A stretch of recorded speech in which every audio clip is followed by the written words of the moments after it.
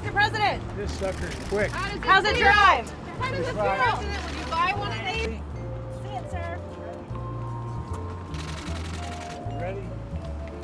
You know, I just got a tour of the groundbreaking electric vehicle center here, along with UAW workers.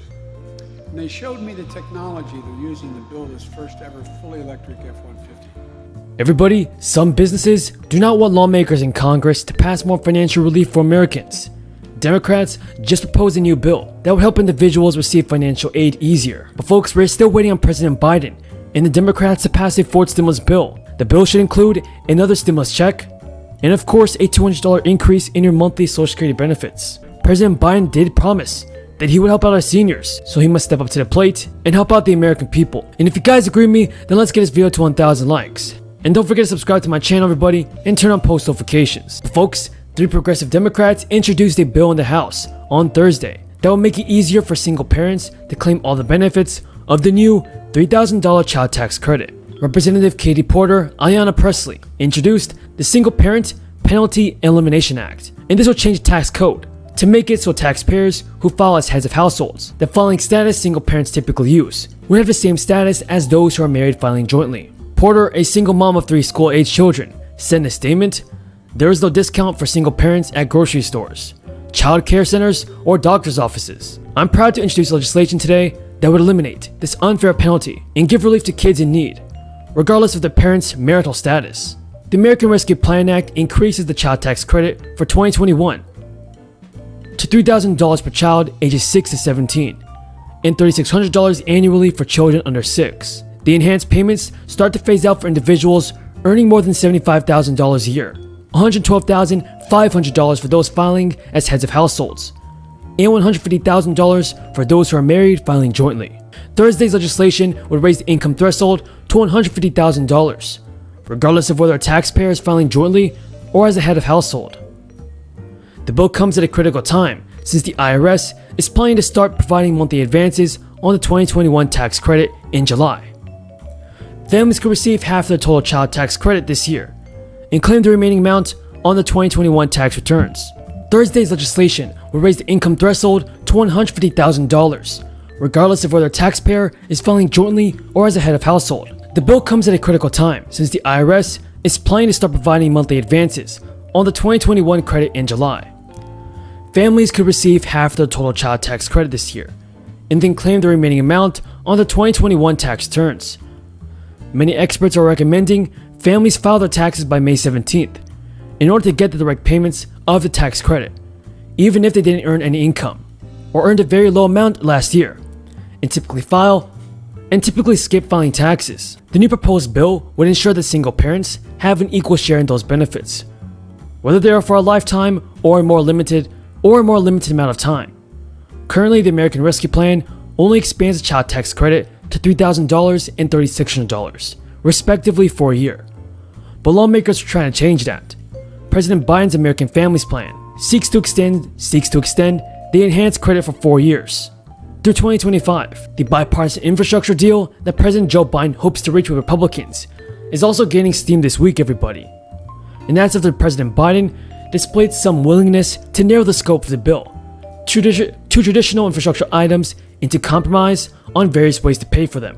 In meetings at the White House with key Democratic and Republican senators, the president made it clear that he is willing to divide his infrastructure proposal, the $2.3 trillion American Jobs Plan, into separate bills in order to pass the first part of the package with bipartisan support in the Senate.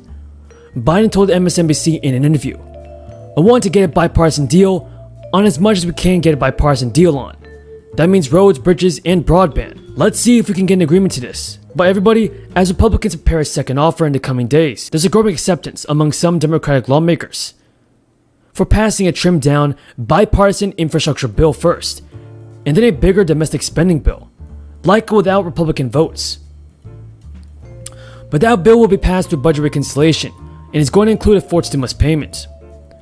President Biden has talked about a potential stimulus relief bill for 2021.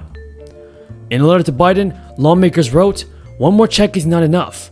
Another one-time round of checks will provide a temporary lifeline or timeline, but when that money runs out, families will once again struggle to pay for those basic necessities. Recurring direct payments until the economy recovers will ensure that people can meet their basic needs and shorten the length of the recession. But while some are eagerly waiting for its stimulus payment, some of you are still waiting to receive your stimulus check. Everybody tell me in the comments down below, have any of you folks received your third stimulus check yet? You know, I just got a tour of the groundbreaking electric vehicle center here, along with UAW workers. And they showed me the technology they're using to build this first ever fully electric F-150. I was able to sit in it, quite frankly. They let me see it, so I apologize to you and I won't see it till tomorrow. But you're gonna like it. And I'd sure like to drive it. I wonder whether or not I can lose the Secret Service and go out to the track. But y'all think I'm kidding, don't you? The press knows I'm not. Look, the future of the auto industry is electric. There's no turning back. And as Rory says, the American auto industry is at a crossroads. And the real question is whether we'll lead or we'll fall behind in the race of the future.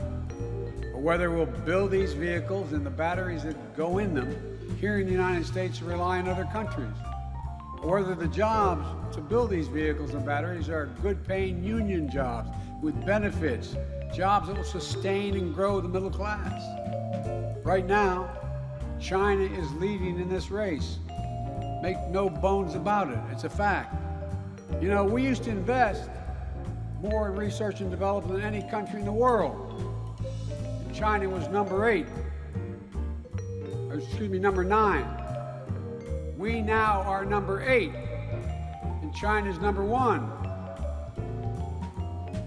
Can't let that be sustained. The future is going to be determined by the best minds in the world, by those who break through new barriers. You know, it has, China, the largest, fastest growing electrical vehicle market in the world. The key part of an electric vehicle is the battery. Right now, 80% of the manufacturing capacity of those batteries is done in China. So not the battery for the 150, F-150. We went down to Georgia and took care of that. It allows them to corner the market on the supplies of raw materials for those batteries. Importing almost all the lithium, 90%. It comes from countries from like Australia, which lead the world in mining these kinds of critical materials. And here's the deal. It's not that China's battery technology is that much more innovative than anyone else's.